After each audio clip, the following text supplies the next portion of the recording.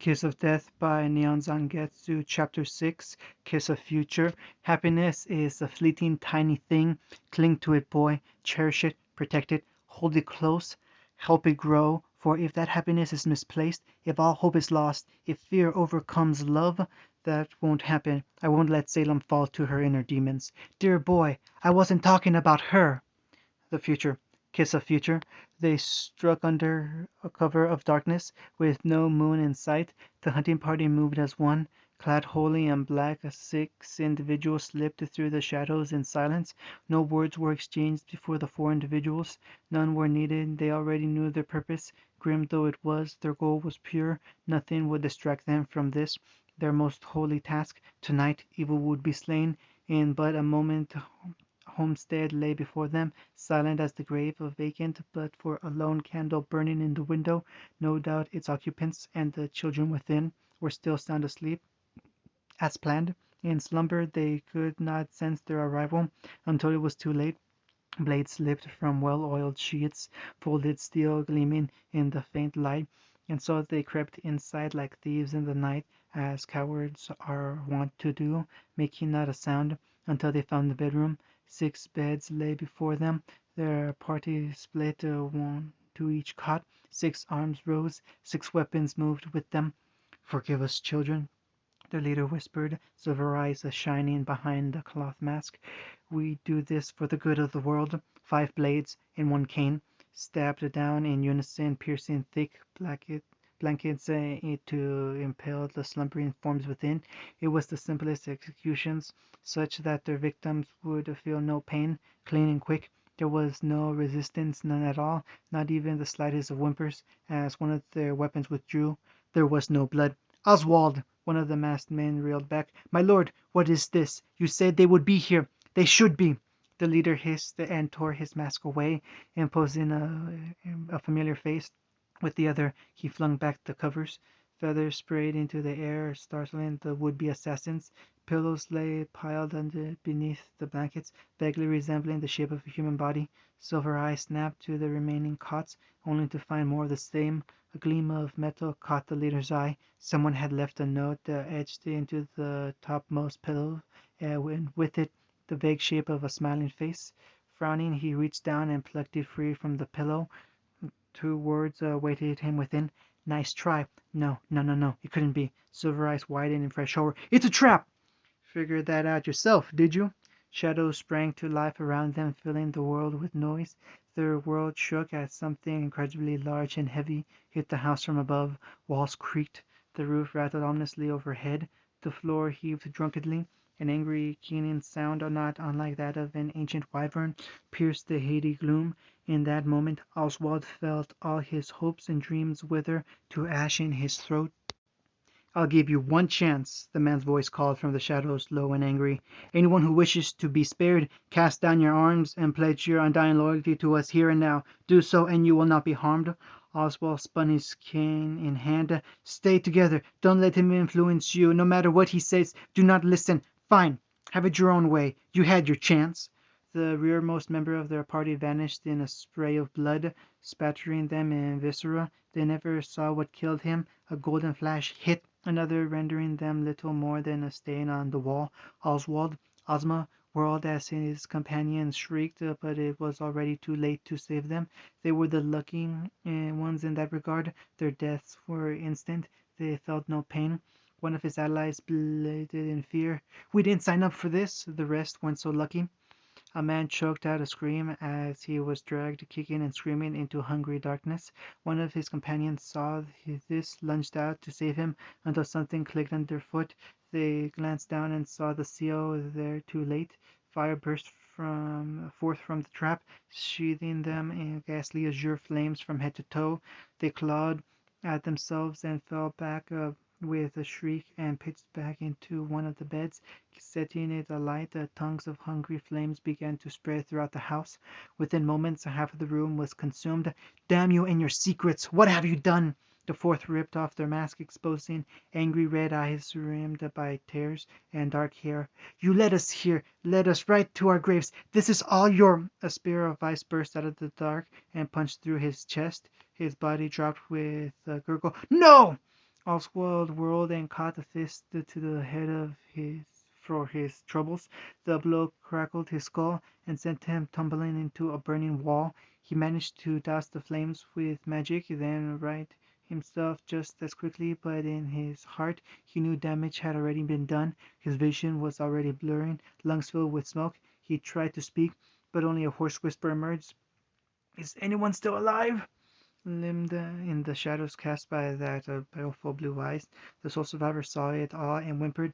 Oswald saw the resolve falter in her eyes, witnessed the precious moment she began to consider flight over fight. Her eyes widened behind her mask. She took one look at her fallen comrades, at the horror befallen them, and she faltered. She took one step back, then another, and then he spoke. I know what it's like to lose. The voice came on from the darkness again, sweating and tempting. To feel so desperately that you're right, yet to fail nonetheless. It's frightening, isn't it?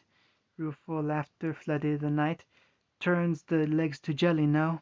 I ask you, to what end? His words took on a low note, like a disappointing parent chastising a naughty child. Dread it, run from it, destiny arrives all the same. And now the destiny you ignited, it's finally here.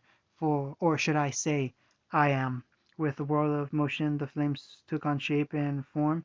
In but a moment he stood before them. But as for you, Oswald's last ally shrank back, kneeling, whine forcing itself through her teeth.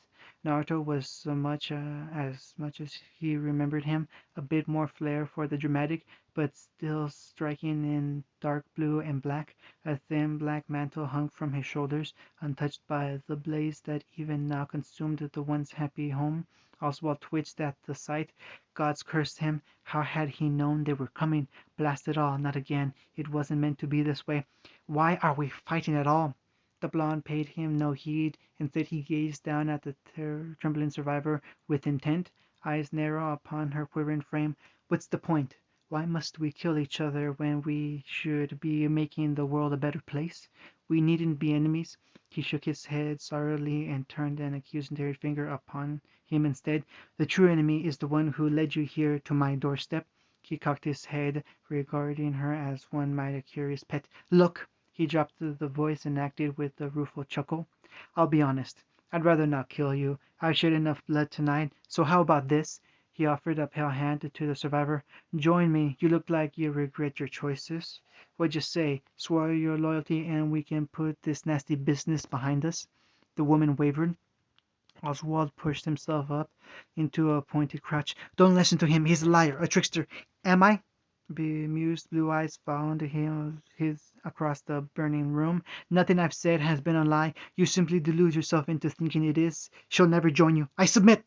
His words fell on deaf ears as the survivor ripped her mask free, exposing long, stark white hair and startling blue eyes framed by a youthful face. She cast down her thin sword, slumping to her knees. Mercy, my lord, please. I was just following orders. I have children to look after. They'll be alone without me.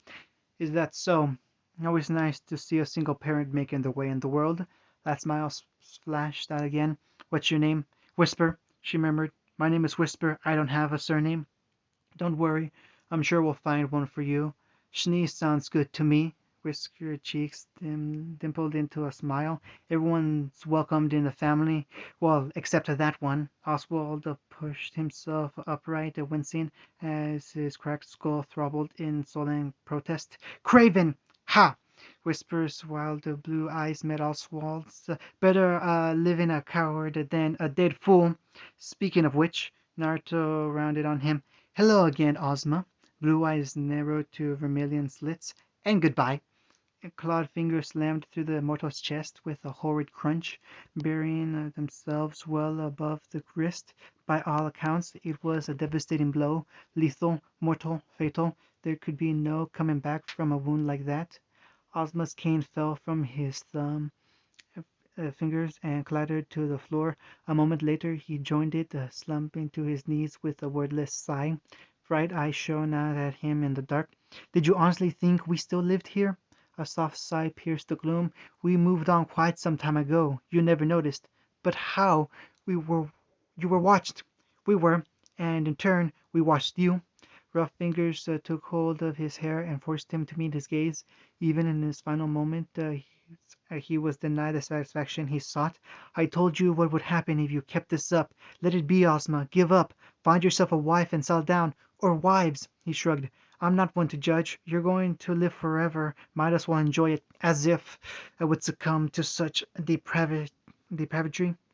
His pride rankled at the notion. No, nay, never. He had to protest the world. He had to protect the world from these monsters, no matter the cost. The world was blind, but he would make it see, one way or another. Stubborn to the end, eh? Naruto dropped to his haunches beside him. Fine, I'll keep killing you until you learn your lesson as many times as it takes. Useless. Maybe so. He granted him a grim grin. I've always been a slow learner. You'll destroy the world. Ozma tried to rally to no avail, his body failing him. Will I? Naruto cocked his head, reminding him of a bemused fox. This world isn't made of cardboard. A pale hand rose, a bloody digit straining for the sky. It's made of glass, brittle, fragile glass. The smallest misstep could shatter everything. Salem and I are trying to hold this world together, but you, no. He shook his head from side to side with a mournful sigh. You just don't see. You're determined to shatter this fragile piece we want so badly to protect. His finger slammed into a fist. So let's break the world. His arms spread wide as if to encompass the broken moon high overhead. My children grow stronger with every day. Soon they'll be more numerous than the stars themselves. In terms of sheer strength, they've already well out of your reach. His scarred face quirked in a small smile. My youngest could thrash yours with his eyes closed. Loki always was a clever little boy, always so skilled with his illusions. He and Morgan had this masterpiece. Speaking of which, those bloody fingers carved down, etching what looked to be a rune onto his chest. No, not his chest, his entire being burned. Ozma strained to see through his fading vision. What are you doing? Marking your soul. The blonde hummed, still going about his work. Wherever you are, whenever you are reborn, this seal will tell me when you're near. His blue eyes rose to meet his. Stay away from my family, or I'll find a way to eradicate your soul for real. His fist crunched down, ending their conversation.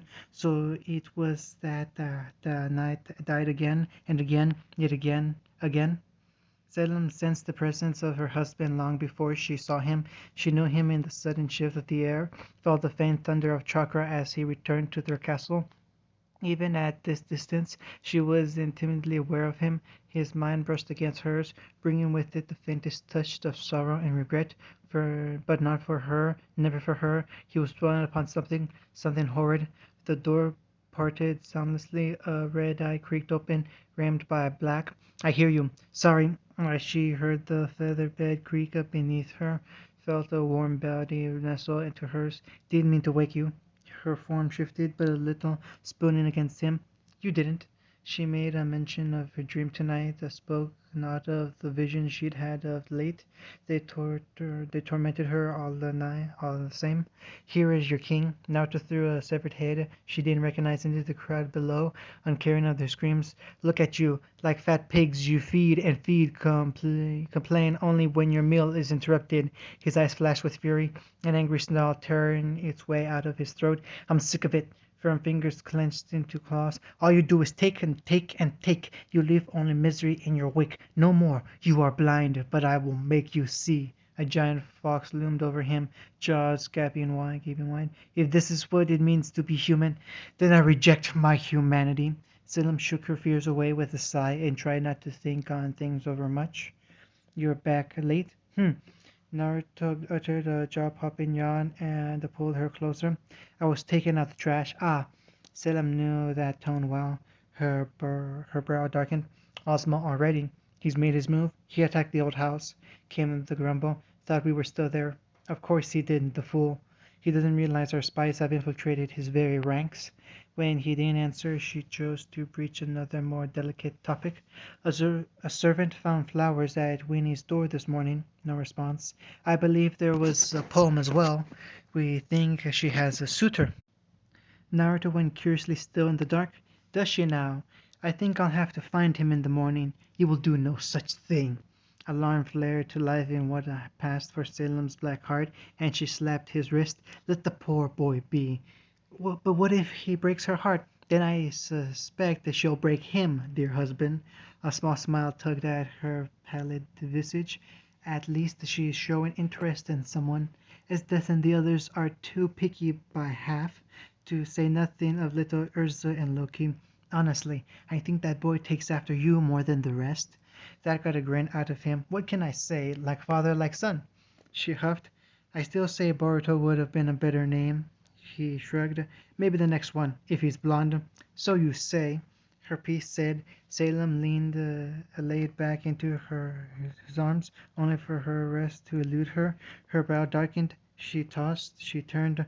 Naruto chuckled against her, and her scowl redoubled. It seems I cannot sleep. He shuffled in bed and turned to face her. Then let's talk. Her mind seized on the opportunity. It had been too long since they last had one of their little war talks. There's something I've been considering. They spoke long and at length of many things large and small. Time blurred, hands went up, arms came down as they became more and more animated. Found our own academy. Naruto leaned back at the last contemplative. I like the sound of that. You do realize this will enrage Ozma. Salem looked up from the sheets, red eyes alight with thinly veiled glee. Good. Let him stew. I care not for him. If this world they cannot let us be, if they refuse to understand, then they will be made to understand. Her fist crashed down, splintering the headboard. Enough hiding. Time to take action. Naruto quirked a brow. What did you have in mind? We will rule. Her shoulders trembled a bit. He caught it. Dreams again? She rolled over and buried her head against his scarred chest with a soft sigh of her own. They're getting worse. I mean what I said, you know. He pulled her into his arms. I'll always love you. I'll never leave you. Never. But what if I hurt you? She babbled, caught in the throes of fear. What if I kill? He pressed a warm kiss to the back of her neck, followed by another. Then I'll come back and love you even more. She held him tight, then yielded gladly when his mouth met hers, gently at first, but then with passion, desire sparked to life in her heart. A tiny ember that soon became a mighty flame. Her breath hitched a little as his lips dipped down, nipping at her neck, then lower, lower, lower. Her eyes flashed. Great minds think alike, it seems. Pale palms lighted upon his chest and pushed him back down to the bed. Even as his arms rose to meet her, his forearm wore a warm band around her waist as she devastated him of his trousers. In moments she found herself warm and wet for him already. It was the simplest thing to limb atop him for a fall into a familiar rhythm and succumb to carnal pleasure. Funny thing about immortality, it never grows dull so long as you have someone to share it with. When it was done, she tumbled into his arms with a blissful sigh. I'll never grow tired of that, Aristilav answered. Long as I'm around, you won't have to. Now there's a thought. Salem caught a hidden meaning in his words. Ozma won't be able to do a thing if our descendants outnumber his. A war of attrition would surely be in our favor. Wait, you mean more kids? Then her lips found his again, and he found he thought no more of such things. Hello? Well, not until the door creaked open. She glimpsed one of her children in a white shift, clutching a teddy bear to her chest. Mommy, Daddy, I had a bad dream. Naruto sighed. Again? That's the third this week. Salem stifled a small smile of her own. Well, don't just stand there, Urza. Come here, little one. There's plenty of room. The little redhead beamed and clambered into bed with them. Yay! Previews. Naruto quirked a brow. Loki shrugged. It wasn't me. Slowly the Jinchuriki began to clap. Not a bad prank. Well done. The dark-haired boy blinked up at him. You're proud of me? Of course I am. You're my son. Salem frowned at the lamp, willingly given to her by her servant. Such a little thing, but how do we use it? Let Ozma have his Huntsman Academy. We will teach our children of chakra and magic. Of the massacre, there was one survivor, a single man, one who quieted the field entirely. He ran for the hills, uncaring for the wounds he sustained, shrieking all the way in absolute horror. He alone would live to tell the tale and spread the horror of what happened here. A new era had begun. End of chapter 6.